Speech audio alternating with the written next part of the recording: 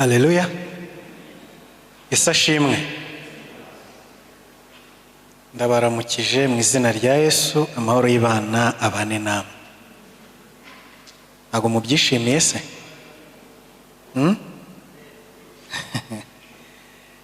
Nshimiye cyane amakorari amaze kuririmba, maze guhimbaza Imana mu ndirimbo. Imana nabo ibaho umugisha. Tugiye kuganira ijambo ry'Imana, amazina bayababwiye. Nitwa Ngabo Fadili Emmanuel. Ubu ngubu nkaba ndi kubarizwa mu karere ka Karongi, nkorera mu karere ka Rutsiro. Tugiye kurambura amagambo twigiye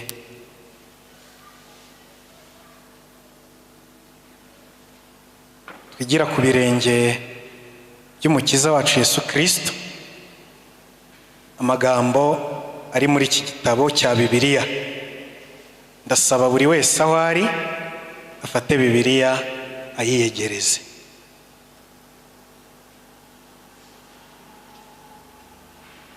Bibiliya mwazifashe? Hari nabo ndi kubona hari bashobora kuba bazifite muri telefone.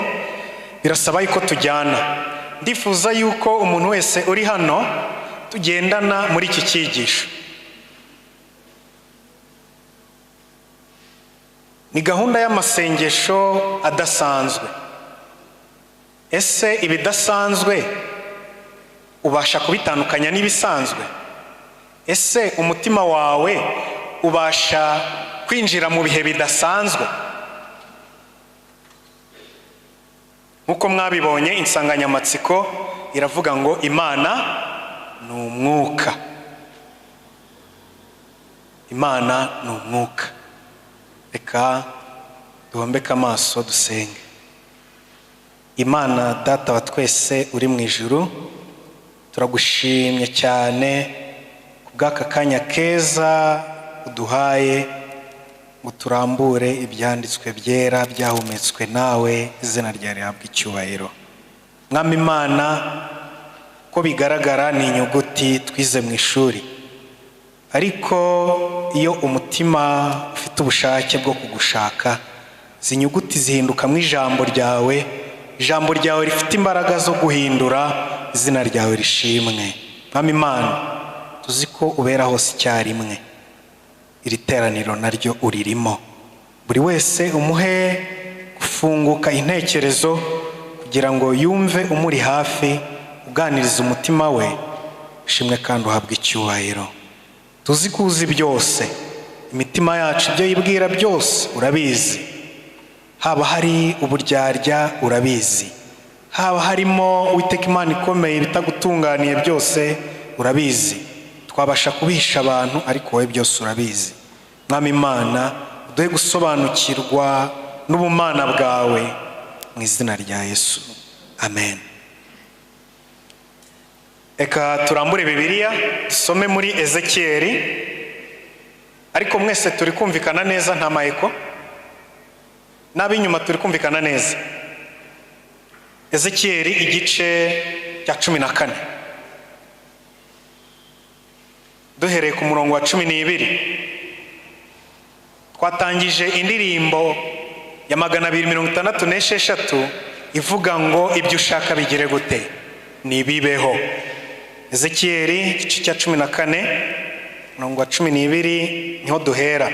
Maze ijambo ry'Uwiteka rinzaho riti, mwana w'umuntu, igihugu nikinkorera icyaha kigacumura, nanjye nkakiramburaho ukuboko kwanjye, ngakuraho urushingikirizo rw'umutsima, maze nkagiteza inzara, nkagitsembamo abantu n'amatungo. Turi kumwe? 14. Naho cyaba kirimo abo bantu batatu, uwa mbere Nowa, Daniyeli na Yobu, gukiranuka kwabo kwakiza ubwabo bugingo gusa, ni ku Mwami Uwiteka avuga. Gukiranuka kwabo kwakiza ubugingo bwande bwabo gusa. 15. iyo nteje igihugu inyamaswa zikacyangiza kigahinduka amatongo, inyamaswa ntizikunde ko hari ugicamo naho cyaba kirimo abo bantu batatu, ndirahiye ko batagira icyo barokora, ari abahungu cyangwa abakobwa nibo barokoka bonyine, ariko igihugu cyaba umusaka, niko Umwami Uwiteka avuga. Ngiye kubabaza ikibazo. Daniyeli twese turemeranywa yuko yari umukiranutsi, sibyo se? Hari isengesho na rimwe yari gusenga rikomeye ku ruhe rwego ngo bituma atajya i Babuloni?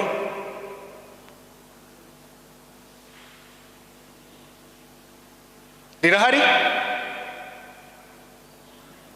Hari isengesho yari gusenga, birashoboka ko yanarisenze, ntabwo tubizi kuko nta byanditse. Hari isengesho yari gusenga ngo Mana mfasha singi Babuloni ngo bikunde? Yobu. Hari isengesho na rimwe Yobu yari gusenga asengera imitungo ye, asengera abana be ngo byo kumuvaho bigende? Rirahari? Iby'Imana ishaka bigira gute? Biraba. Iby'Imana ishaka bigira gute? Biraba. Ibyo ushaka nibibeho. Ako se iyi Mana ubundi, iyi Mana turayisobanukiwe? Dusobanukiwe n'iyo ariyo ishaka ibyo ishatse byose bikagira gute? Bikaba. Nta gishobora kubyitambika imbere. Imana yagambiriye gucungura umuntu, ikohereza umwana wayo afite ubumana ndetse n'ubumuntu muri we,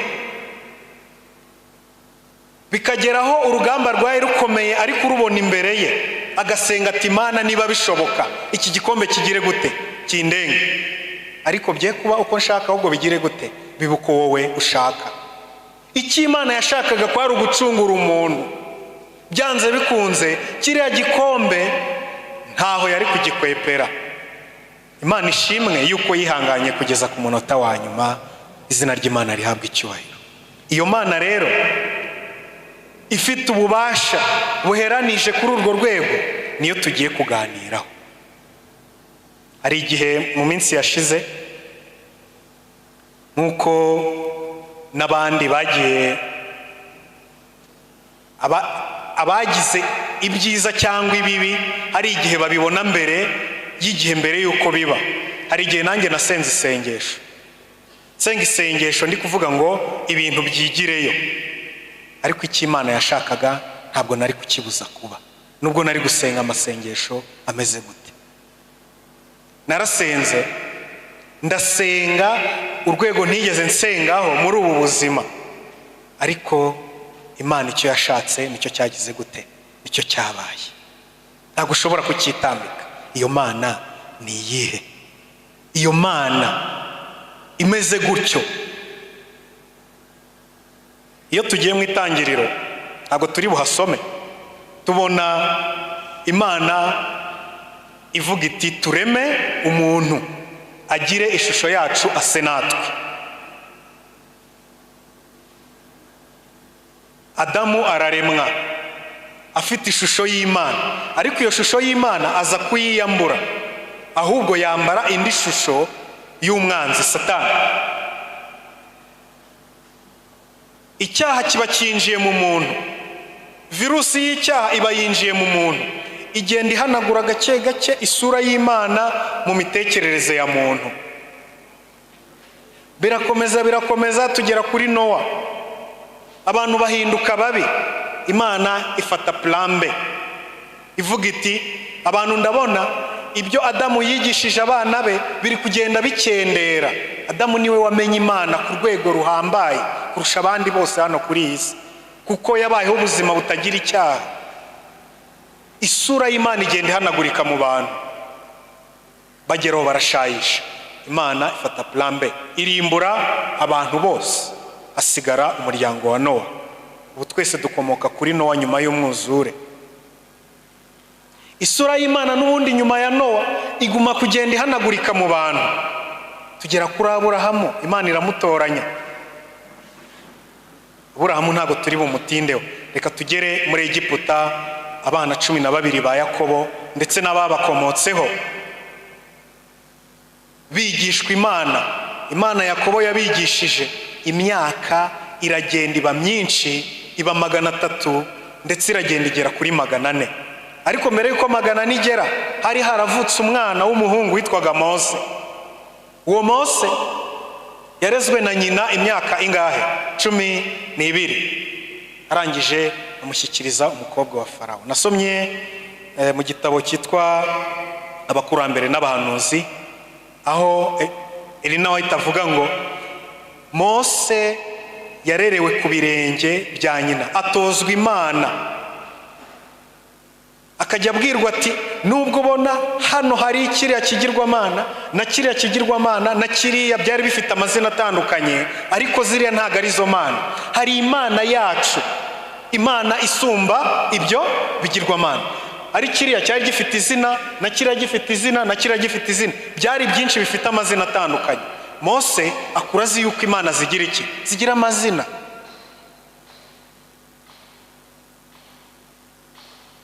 Yigishwa imyaka 28, yigishwa muri dinasti y'ibigirwamana cyangwa se mu muco w'ibigirwamana.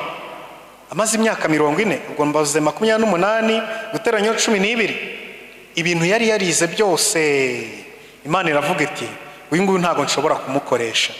Agifite biriya bintu byose mu mutwe, arangije aragenda ajya kuragira intama kugira ngo no guca bugufi kwe kubeho, ariko na bya bindi yari yarize byose bitari ngombwa. Niko ari nawe yanditse ngo mu myaka yari amaze yari yarize ibintu bitari ngombwa. Igihe nicyo cyonyine cyari kubimumaramo. Igihe. Reka noneho turebe Mose, Imana noneho imuhamagara. Tugiye mu Kuva igice cya 3. Kuva igice cya 3 duhere ku murongo wa 13. Imana ibwira Mose izina ryayo. Turacyari kumwe? Mufite Bibiliya zanyu? Abatazifite ndabasomera. Mose abaza Imana ati ningera ku Bisirayeli bakambwira nkababwira nti Imana y'abasekuruza banyu yabantumyeho, bakambaza bati yitwa nde, nzasubiza iki? Mwumva ikibazo gikomeye kigiye kubazwa Imana. Nibambaza ngo iyo Mana yabantumye yakudutumyeho yitwa nde, nzabasubiza iki? Imana ihuye n'ikibazo gikomeye, none igiye gutangira kubazwa iki? Kubazwa izina ryayo, kubera yuko abantu ariko twamenyereye, kubera ko Mose yari yaratojwe yuko Imana zigira iki? Zigira amazina. Kubera ko Abisirayeli imyaka bari bamaze mu Egiputa bari bazi Imana zifite iki? Zifite amazina. Ariko Imana mu guca bugufi kwayo iremera, igiye gutangira kwiyita amazina, igiye gutangira kwivuga ibigwi. Irangije iramusubiza iti nduwo ndiwe. Mwumva igisubizo cya mbere, nduwo ndiwe. Iri kwibwira umuntu ushaka kuyimenya, ariko mu bwenge bwe harimo igihu bigoye cyane yuko ari buze kumenya Imana, ngo amenye Imana by'ukuri. Imana itangira amubwira ngo ndi uwo ndiwe. Aba ariko uzabwira Abisirayeli uti ndiho yabantumyeho. Mwumva amazina y'Imana. Iri kwivuga ibigwi, ariko byose bije kubera iki? Kubera ko umuntu ayibajije izina. Ubundi Imana igira izina ite? Ku izina ribaho kugira ngo rigutandukanye n'abandi. Ubundi Imana niyo kwitwa izina kugira ngo igereranywe nande. Imana yaragumye iramwibwira, ariko Mose igihu cyanga kweyuka burundu. Aragenda, ariko aragenda kuko hari gakeya yaramaze gusobanukirwa ku Mana. Komeze mu gice cya 6. Amaze kugera kwa Farawo amubwiye ati rekura ubwoko bwanjye bugende, Farawo nkaho yarekuye ubwoko, ahubwo akaza iki? Akaza uburetwa. Turacyari kumwe? Akaza iki? Uburetwa. Amaze gukaza uburetwa, Mose arongera agaruka kuri ya mana. Ariko ubundi mu bitekerezo bye, iyi mana yagiye kuyiregera Farawo, dore ibintu byabaye, nkaho yakumvise, ahubwo dore ibyo yakoze. Noneho dukomeze ku murongo wa mbere w'igice cya 6. Uwiteka abwira Mose ati, uhereye none uzabona ibyo nzagirira Farawo, azabarekura bagende abyemejwe n'amaboko menshi, kandi no kwirukana azabirukana mu gihugu cye ku bw'ayo maboko. Amen. Murongo wa 2. Imana ibwira Mose iti, ndi Uwiteka, kandi nabonekeye Aburahamu na Isaka na Yakobo. Ahantu tugiye kugira muhakurikire cyane. Nitwa Imana ishobora byose, ariko si aho turi kumwe, ariko sinabimenyesha.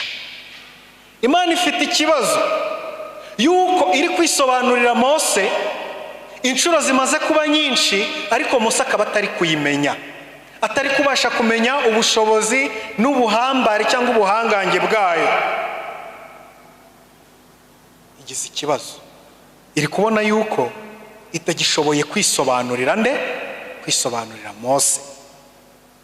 Nitwa Imana ishobora byose, ariko sinabimenyesha.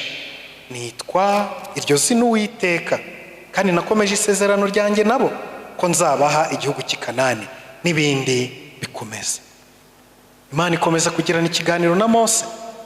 Mose agenda ayisobanukirwa gake gake.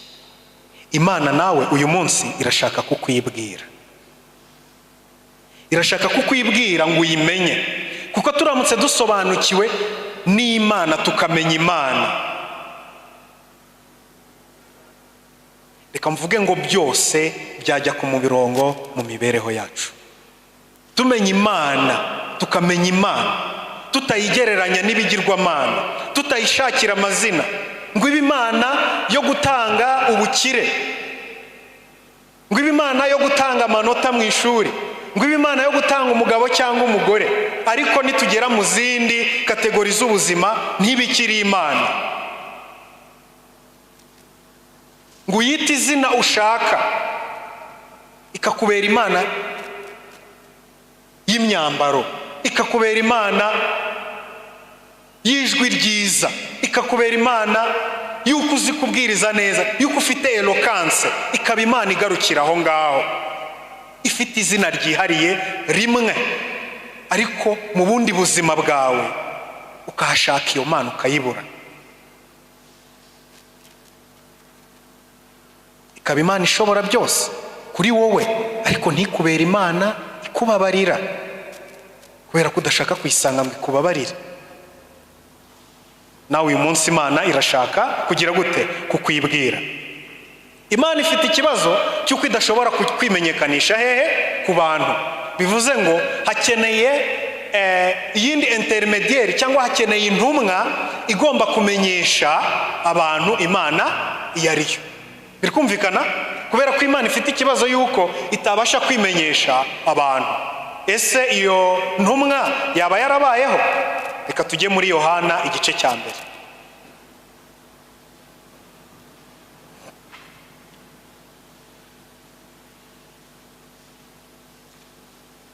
Ubutumwa bwiza bwa Yesu nk'uko bwanditswe na Yohana igice cya 1, dusome umurongo wa 18. Yohana igice cya 1 umurongo wa 18. Uhereye kera kose nta muntu wigeze kubona Imana, ahubwo umwana wa se uri mu gituza cya se niwe wagenjeje ate, niwe wayimenyekanishije. Haleluya. Igisubizo cy'ikibazo Imana yari ifite ubwo yaganiraga na Mose yuko idashobora kwimenyekanisha cyangwa kwimenyesha abantu, umwana w'intama uri mu gituza cya se niwe wagize gute? Niwe wayimenyekanishije. Izina ry'Imana rihabwa icyubahiro. iyo mana. Yesu yaramanutse aza mu isi aradupfira, ariko tumenyesha n'Imana iyo ari yo.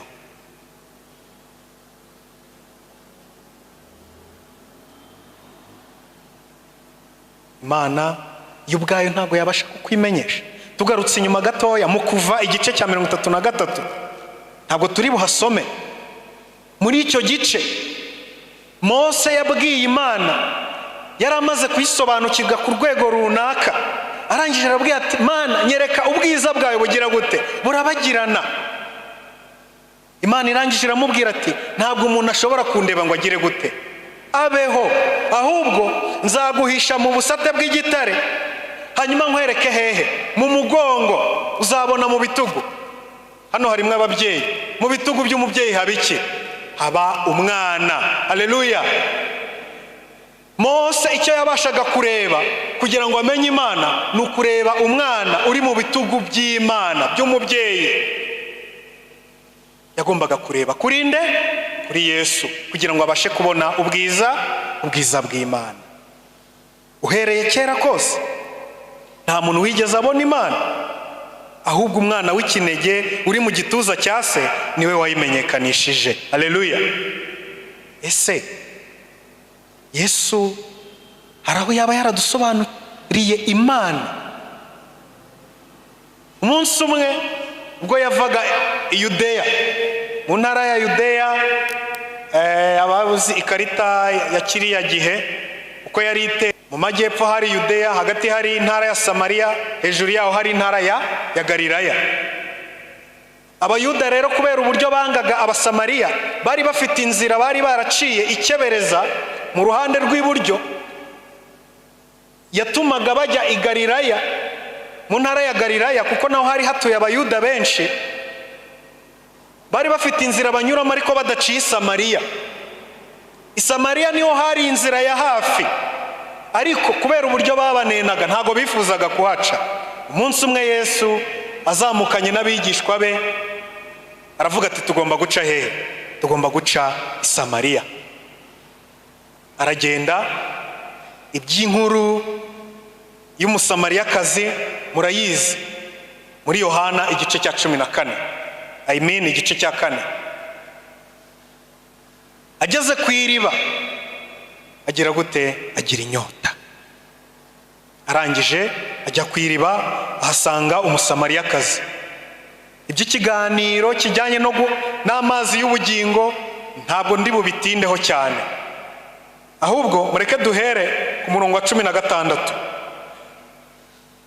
Yesu aramubwira ati, abwira umugore ati genda uhamagara umugabo wawe maze ugaruke hano.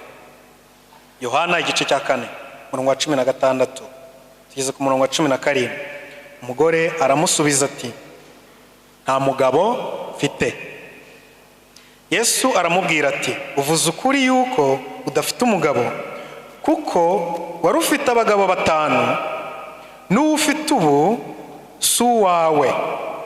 Ibyo bivuze ukuri.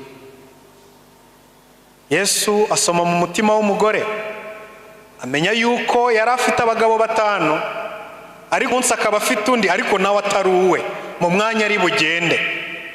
Umugore arikanga.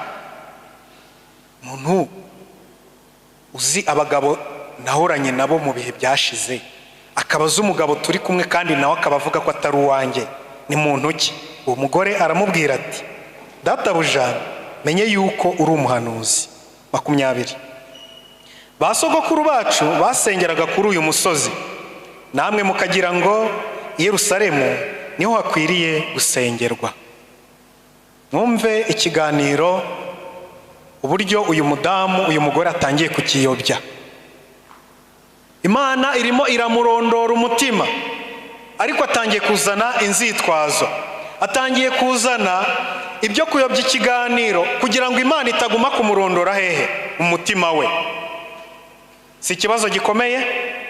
Atangiye kuzana y'amacakubiri y'amoko y'Abasamariya ndetse n'Abayuda.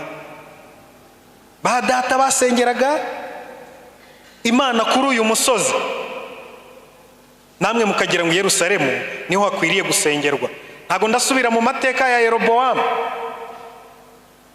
uburyo yakuye abantu ku gusengera i Yerusalemu kugira ngo batazamucikaho ubwami bwe bugacika intege.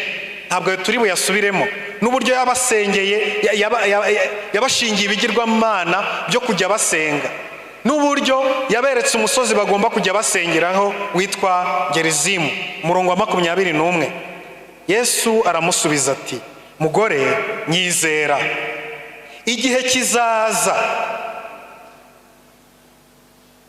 ubwo bazaba batagisengera data kuri uyu musozi cyangwa hehe Yerusalemu. Igihe kizagira gute? Kizaza. Dore mwebwe icyo mutazi, ariko twebwe dusenga ibyo tuzi, kuko agakiza kava mu Bayuda. Aha ntago ndi buhatinde, muzajye mu gitabo cy'Uwifuzwa ibihe byose, aya magambo bayasobanura neza.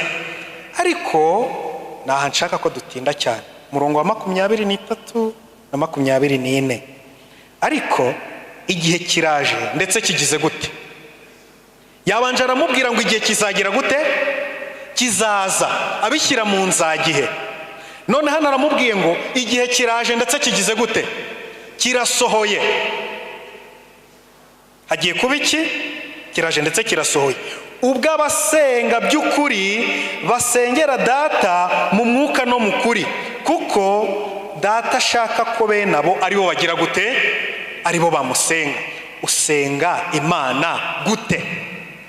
Usenga Imana mu mwuka no mu kuri. Hejuru yari yabanje kumubwira ngo igihe kizaza ubwo batazaba basengera data kuri uyu musozi, sibyo? Cyangwa i Yerusalemu. Ubwo ni ikibazo cy'iki? Cy'ahantu. Ahantu ho kugira gute? Ho gusengerwa. Birikumvikana? Umurongo wa 24, Imana ni umwuka, n'abayisenga bakwiriye kuyisenga mu mwuka no mu kuri. Haleluya. Yesu noneho agiye gusobanura agiye gusobanura Imana iyo ariyo. Ati Imana ni iki? Ni umwuka. Mu Cyongereza ho baravuga ngo God is the Spirit. Ntabwo ari breath, ni umwuka, ni imbaraga. Ni imbaraga itaba ku musozi witwa Gerizimu ngo ireke kuba i Yerusalemu. Ni imbaraga itaba i Yerusalemu ngo ireke kuba i Gerizimu. Ahubwo ni imbaraga iba ahantu hose. Haleluya. Umugore noneho atangiye gusobanukirwa cyangwa se gusobanurirwa Imana iyo ariyo. Muraho abasenga Imana yo ku isabato, muraho, ariko mu mibyizi akaba atari Imana. Imana ni umwuka. Abasenga Imana yo mu rusengero, ntibasenga Imana yo mu ishuri, ntibasenga Imana yo mu kazi, ntibasenga Imana yaho birirwa, ntibasenga Imana mu biganiro byabo, ntibasenga Imana muri korari, ntibasenga Imana mu mpano Imana yabahaye.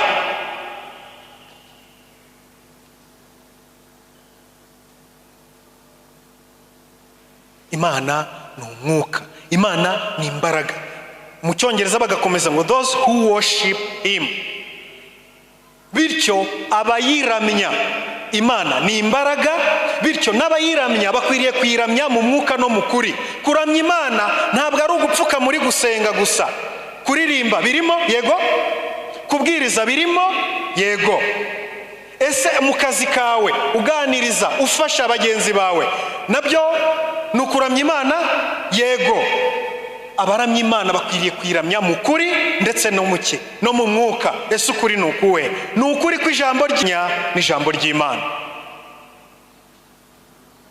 Imana yawe yitwa nde?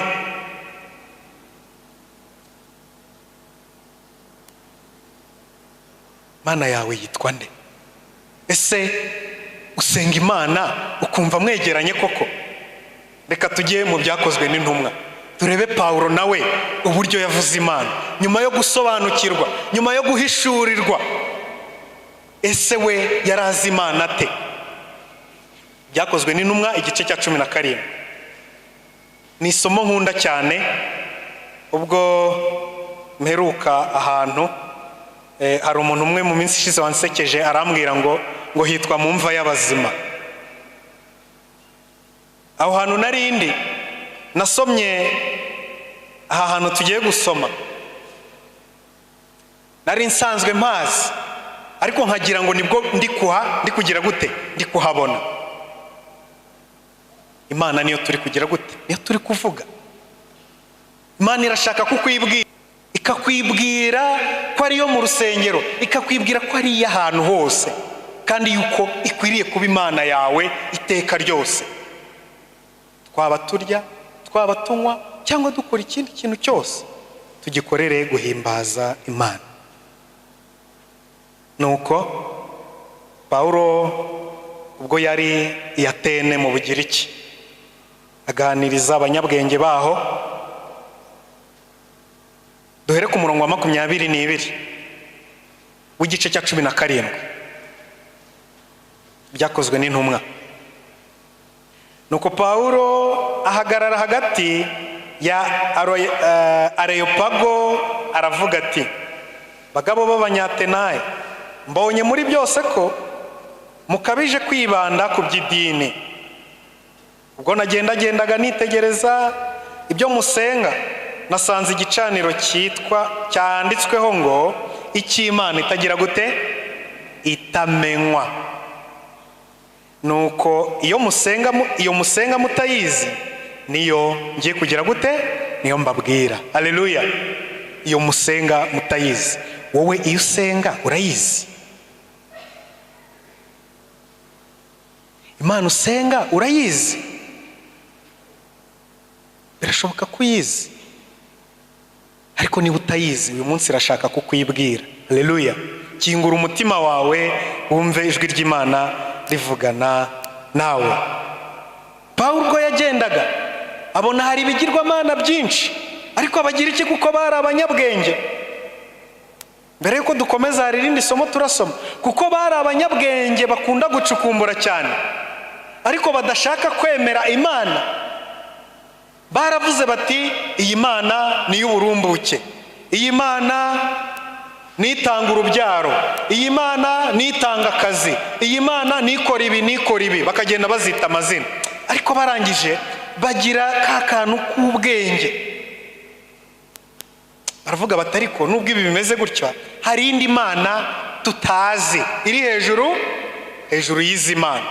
Barangije bakita igicaniro cy'Imana itagira gute, itamenywa. Ese koko abanyabwenge bazi Imana? Reka tujye mu Baroma, turakomeza kuri uriya murongo nyuma gatoya. Abaroma igice cya mbere umurongo wa 20 n'uwa 21. Ariko reka dusome uwa 21 gusa.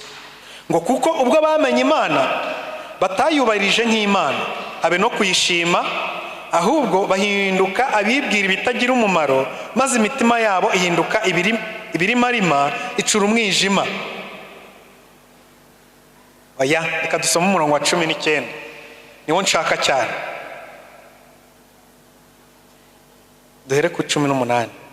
Umujinya w'Imana uhishurwa uva mu ijuru, ubyukirijwe ubugome no gukiranirwa by'abantu byose, bashikamiza ukuri gukiranirwa kwabo. Reka mbabaza ahangaha, uku kuri aba bantu barakuzi, barangiza bakagushikamiza gukiranirwa kwabo. 19.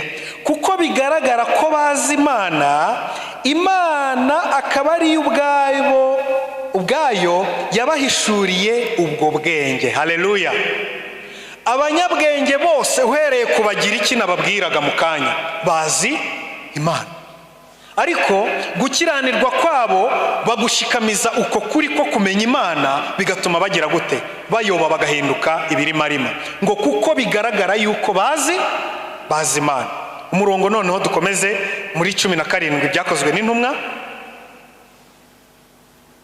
aho Pawulo yaganiraga na b'abanyabwenge bo muri Atenayi. Umurongo wa 24, mukanguke. Imana yaremye isi n'ibirimo byose, iyo kuko ariyo mwami w'ijuru n'isi, ntiba mu nsengero zubatswe n'abantu. Haleluya, turi kumwe? Iyo Mana ntabwo ituye ahantu runaka, ngo niba uri mu nzu iwawe wumve yuko udakwiriye gusenga mu mibyizi, bityo isabato nigera cyangwa indi gahunda yabereye ku rusengero nigera ubone uze ku rusengero. Witekereza yuko igihe cyose byahehe ari ukujya ku rusengero. Ntiba mu nsengero zubatswe n'abantu, kandi ntikorerwa n'amaboko y'abantu nk'ugira icyo akennye. None reka mbabaze, imirimo dukora tuba turi kwikorera nde? Muri aho abakorera Imana? Yesu ashimwe abakorera Imana. None hano ko Pawulo avuze ngo ntikorerwa n'amaboko y'abantu nk'ugira icyo akennye, turaza guhinduka abakorera nde? Muvandimwe, imirimo yose dukorera hano kuri iyi si, iyo twita ko turi gukorera Imana, tuba turi kwikorera ubwacu ndetse dukorera na bagenzi bacu.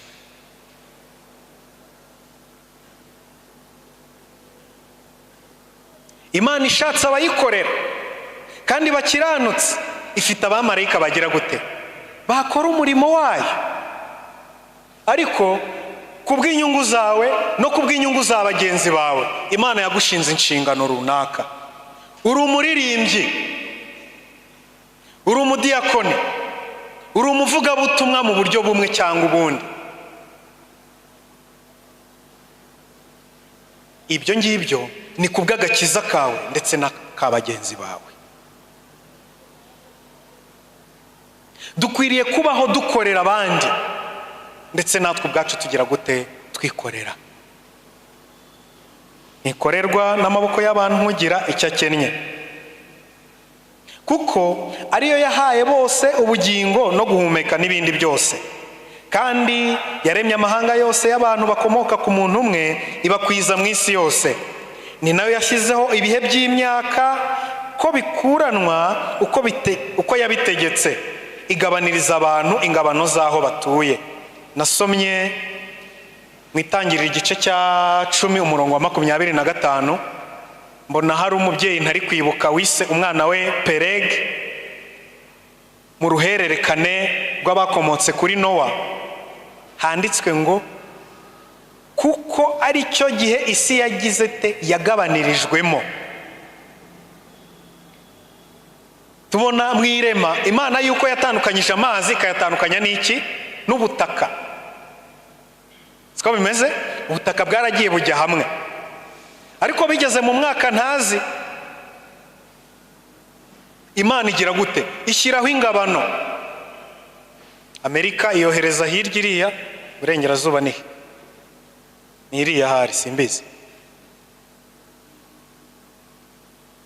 None ngo Christophe Colomb ni umuhanga ukomeye cyane wavumbuye Amerika. Hano Pawulo ari kutubwira ngo ishyiriraho ingabano z'abantu aho batuye. Umurongo wa 27, mwene data ukurikire cyane, kugira ngo bashake Imana ngo ahari babashe kuyibona bakabakabye, kandi koko ntiri kure y'umuntu wese muri twe. Haleluya. Kugira ngo bashake Imana ahari babashe kuyibona bagize gute? Bakabakabye. Ese wari wumva Imana ikuri hafi ku buryo yumva ukabakabye? Haleluya. Icyo gihe ngewe nakigezemo, kandi mpora nifuza yuko Imana imba hafi ku buryo nyumva nk'abakabye. Hahandi nyibwira nk'umubyeyi uteruye umwana mu biganza bye, umwana ari kumubwira hahandi mbyumva yuko inyegereye, nkaba nizeye yuko icyo nyisaba gihuze n'ubushake bwayo kiri bugire gute, kiri busubizwe. Haleluya. Icyo gihe nakigezemo, nasenze Imana ndayumva inyegereye, irangije iransubiza. Bavandimwe, kuri iyi si hari ibibazo byinshi,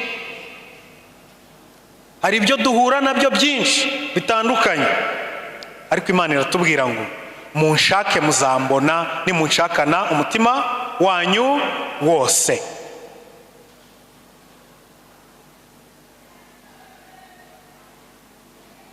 Mu rwa kabiri, igitabo cya kabiri cy'ibyo ku ngoma, igice cya 7 umurongo wa 14, niho havuga ngo maze abantu banjye bitiriwe izina ryanjye nibagira gute, katuhasome.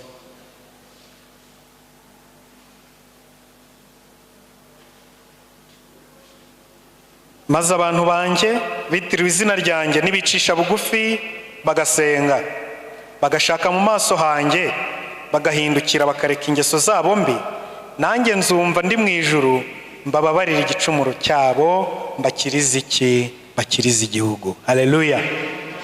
Igihe cyose twaciye bugufi tugasenga,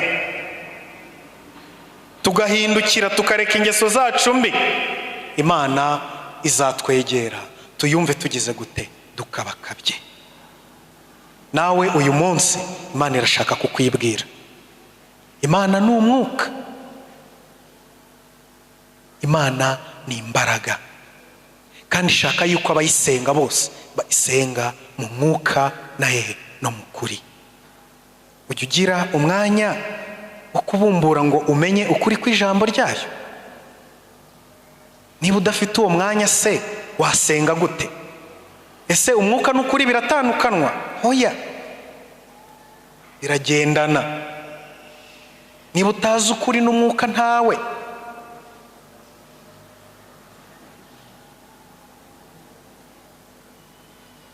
Natangiye mbabaza ikibazo ngo Daniyeli hari isengesho yari gusenga ngo ye kujya i Babuloni,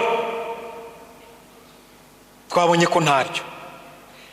Twabonye ko Yobu nta sengesho na rimwe yari gusenga ngo areke kurwara biriya bibembe, siko twabibonye? Ese reka mbabaze, Yosefu hari isengesho yari gusenga ajya imbere y'Imana akavuga ati Mana rwose barambeshyera, ngo areke kujya mu buroko? Hari isengesho na rimwe yari kubwira Imana? Ntari. Icyo Uwiteka ashatse kigira gute, kiraba. Ariko hano reka mbabaze ikindi kibazo. Ese iyo Hana adasenga, Samweli yari kumuhabwa?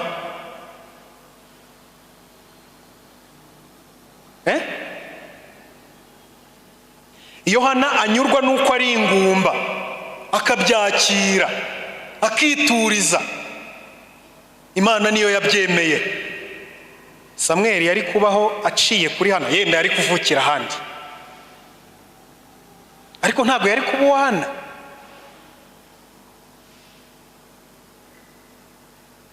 Maze abantu banjye nibagira gute, nibasenga, nibicisha bugufi mu mitima yabo bagasenga, bagahindukira, nanjye nzumva ndi mu ijuru mbababarira igicumuro cyabo, mbakirize iki, mbakirize igihugu.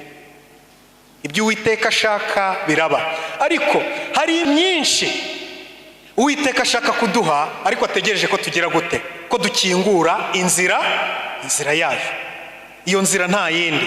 Maze abantu banjye nibagira gute, nibaca bugufi bagasenga, bagahindukira, bakareka gukora nabi bagakora neza, nanjye nzumva ndi mu ijuru ngire gute, bababarira igicumuro cyabo, bakirize igihugu. Bavandimwe, uyu munsi ni umunsi udasanzwe, ubwo twifatanya na bagenzi bacu bari mu bibazo bikomeye, tuzirikana umwe mu baririmbyi bacu uri mu bihe urugamba rwe ntago rworoshye, ariko ku Mana bigize gute, birashoboka kandi bigize gute, biroroshye. Imana ivuze ngo uyu munsi birabaye. Umuntu nabonye watindiye Imana n'umwe ni Kuro. Kuro yamaze iminsi 21 yarananiye Imana. Bityo igisubizo Daniyeli yagombaga kugezwaho cy'inzozi yari yarose gitinda kumugeraho kubera Kuro. Marayika ageze kuri Daniyeli amubwira ati maze iminsi 21 ngwana nande n'abami b'Ubuperesi. Imana yarwanyije Kuro ikamunesha mu mutima, akarekura ubwoko bw'Imana bugataha.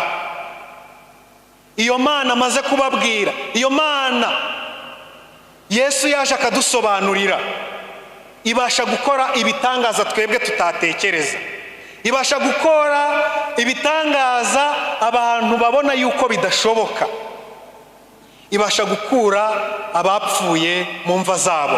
Haleluya. Imana izura abapfuye, ntabwo yananirwa gukura umuntu mu mva y'abazima ari muzima.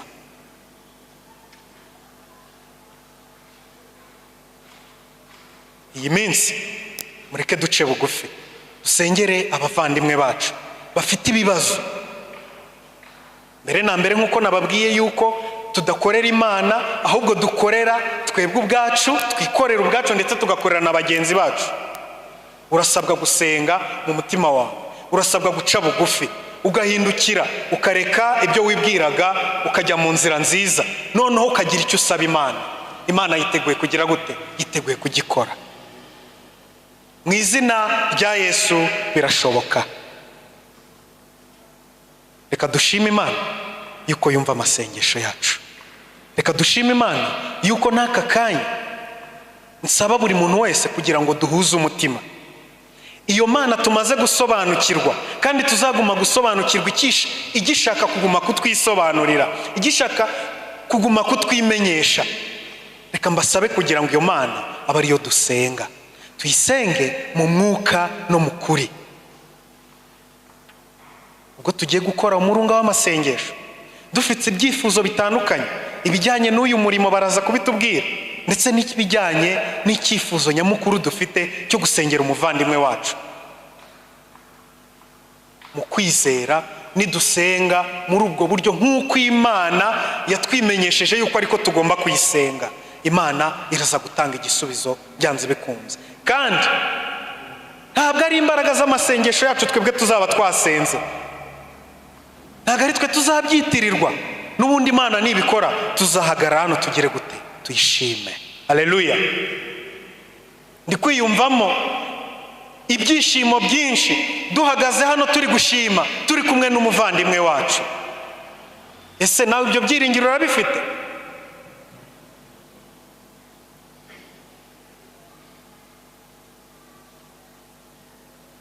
Nawe ibyo byiringiro urabifite? Niba udafite uko kwizera, gusaba Imana kugira ngo isengesho ryawe rizamuke rimeze nk'umubavu uhumurira neza Imana. Bene data, ndasoje. Ese waba usobanukiwe n'Imana?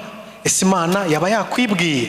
Ese Imana waba wifuza kugira ngo igume ikwibwire, uyisobanukirwe biruseho, kugira ngo uzajye uyisenga, uyibwire, uyiganiriza, ukabakabe wumve ikuri hafi? Ese urashaka kuyimenya ko ari Imana ahantu hamwe ngo ahandi bidahari? Urashaka kuyimenya yuko ari Imana yawe wese, utayihereza umunwa wawe ariko ibindi bice by'umubiri ntubiyihereze?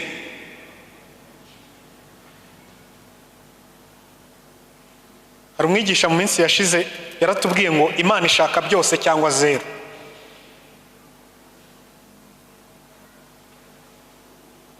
Akazuyazi? No. Imana ishaka byose cyangwa zero. Iyaba wari ukonje cyangwa wari ugize gute? Wari ubize. Iyaba. Uwiteka adufashe, aguma twisobanurire mu mibereho yacu, tubashe kumusobanukirwa biruseho, bityo amasengesho yacu tuzajye dusenga twumva aturi hafi mu izina rya Yesu.